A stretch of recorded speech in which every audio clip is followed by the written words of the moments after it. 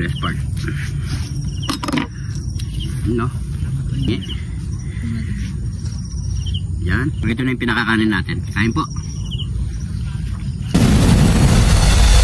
Bago natin ito umpisahin mga parikoy, pa-support naman po ang kanyang channel, Andy Pasha Santos. Ayan po, nasa comment section po natin, pag-i-support po natin. Paki-follow po mga parikoy, supportan po natin ng mga kapwa nating small vlogger mga parikoy. So ito na ang ating lulutuin ngayon mga parikoy. Meron tayo ditong big chicken. Ayan mga parikoy. At meron din tayo ditong liver and gizzard. Tapos hotdog, itlog. At meron tayo ditong gata, patis, green peas, paminta, bawang sibuyas, carrots, bell pepper, pasas, at meron tayong powder na turmeric powder mga parikoy. So mas magandang gamitin kung meron din kayong fresh na luyang dilaw, yun ang mas maganda mga parikoy. Wala lang tayong nakita. O ang lulutuin natin ngayon mga parikoy, ito kakaiba ito mga parikoy. Ngayon lang natin ito gagawin. Maglalasing tayo ng lechong manok na may bringhi sa loob mga parikoy. So tara, meron din pala tayo ditong ayan, malagkit na bigas mga parikoy. So tara, gawin na natin yan. So mga parikoy, na-prepare natin lahat ng ating paggisa. So unahin muna natin niluto ang ating bringhi. Ayan o. Bawang, sibuyas. Ilalagay na natin ang ating atay balon-balunan mga parikoy. So ilalagay na natin yung hotdog. So gisa lang natin ito mga parikoy, mga 5 minutes. Carrot at bell pepper. Ayan. Ilalagay na natin ang ating turmeric powder.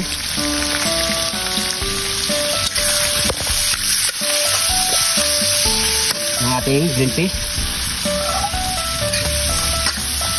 At yung pasas. Maglagay tayo ng pamintang durog.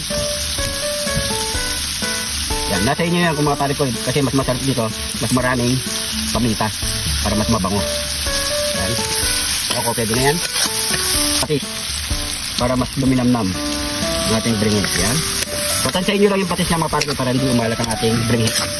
Yan. So, ilalagay na natin ang ating binabad na malagkit na kanin. Yan.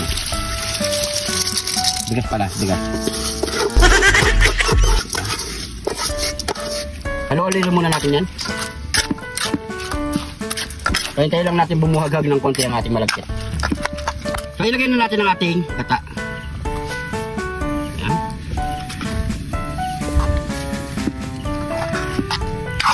So, yan mga parikoy, kapag ganito nakalapot mga parikoy, kalagkit. So, hindi muna natin itutuloy yan kasi nga magpapalaman tayo sa ating manok mga parikoy. So, ito, pagkatapos natin magpalaman, itutuloy natin ito iluto mga parikoy. So, ano lang natin dito, priority natin dito yung ipapalaman natin sa manok mga parikoy. So, okay na to. Ito na ang ating gagamitin, toyo at Primera Light mga parikoy. Light ang gagamitin natin, huwag brandy mga parikoy. Mas maganda na kasi light para medyo may kick siya. Kapag brandy, sobrang lasing na ang manok natin, wala na siyang kick. Kaya mga parikoy, so unang gagawin natin dyan, siyempre, ibuhos muna natin ang ating alak siyempre sa buong katawan. Lalasing yung manok kanina. Lalasing talaga yan. Yun o, nagreklamo na pati yung cameraman natin. Yun o. Ayan. So dyan lang muna natin. Tapos konting toyo lang mga parikoy ha, para pampapulala lang sa ating manok. Yun. Pwede na yan. Yan. So babad muna natin yan. Set aside muna natin ng 5 minutes para medyo kumapit yung ating nilagay na panangkap. Ito na mga parikoy, share nyo itong ating video mga parikoy para mas marami pa makarelate or makagaya sa ating ginawang kakaibang lechon manok mga parikoy. So unang gagawin natin, syempre itutuhog muna natin yan. Yan. Yun.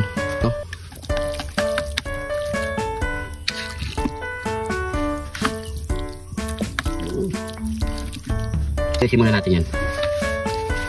Ito na mga parikoy, natuhog na natin ang ating manok. So may palaman na rin yan. So tara, salang na natin yan. Ayan. Ayan o. Ayan.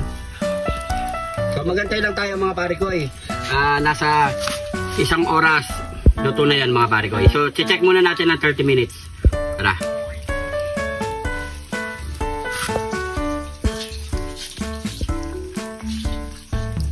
So yung mga parikoy, sa 30 minutes, ganyan ang nangyari sa ating manok.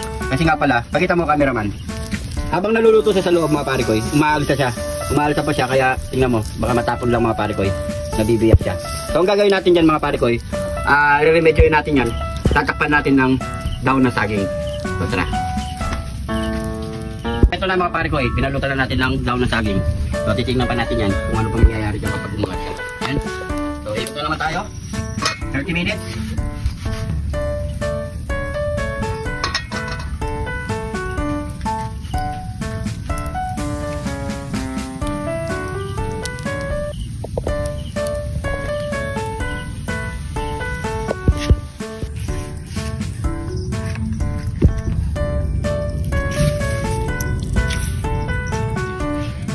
Ayan mga pare ko, ang ating lechong manok.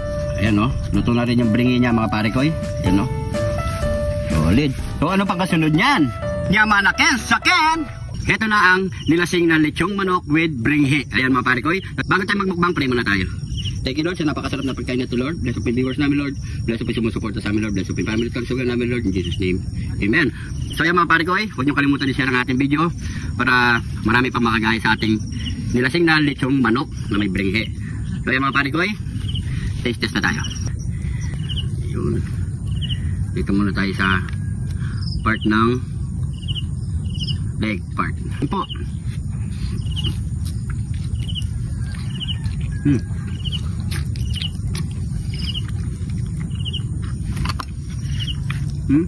Kabay mong bringhe. Dito naman tayo sa breast part. No? Grabe. Wow. Solid. Lagyan natin ng bringi. Napakasarap na bringi. Yan. Ito na yung pinakakanin natin. Kain po.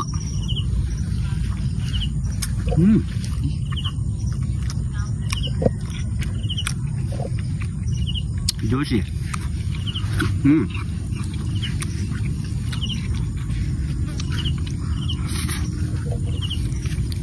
Naman ha.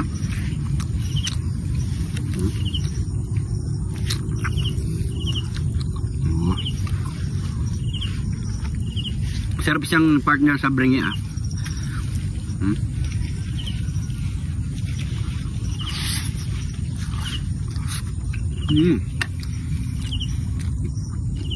Sarap.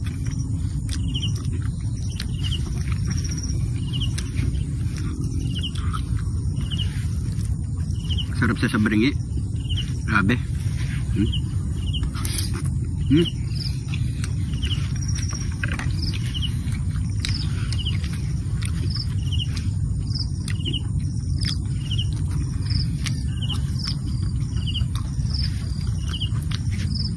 May mga ano.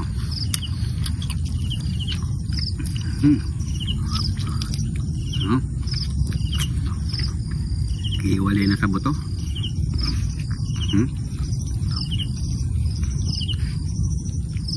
Bringi.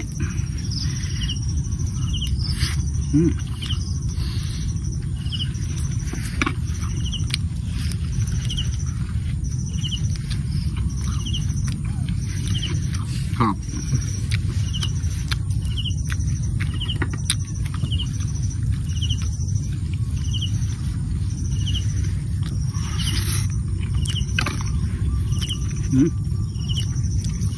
Yan po.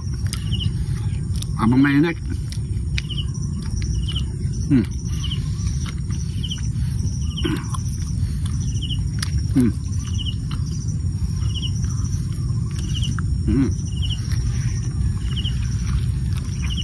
Sarap.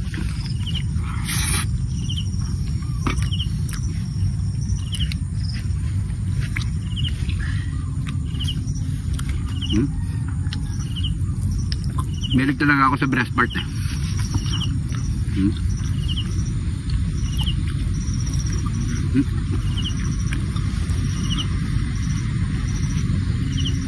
Kumikit sa tiyan.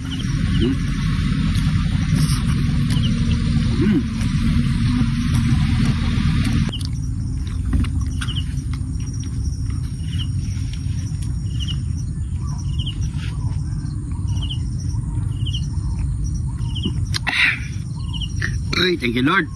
Ayan, okay na ako dyan. Siyempre malaki to mga pare ko eh. Maraming salamat sa panonood mga pare ko. Pa-share na lang po ang ating video para mas marami pa makarelate at makagaya sa ating ginawa mga pare ko. Konting tiyaga lang, makukuha ninyo mga pare ko. Kung napadpad ka sa pansin ng video na ito mga pare ko, pag-comment ko saan umabot ang ating video para alam natin. Kung di ka pa nakafollow, mag-follow na mga pare ko. Mga bagong followers natin dyan, maraming salamat po.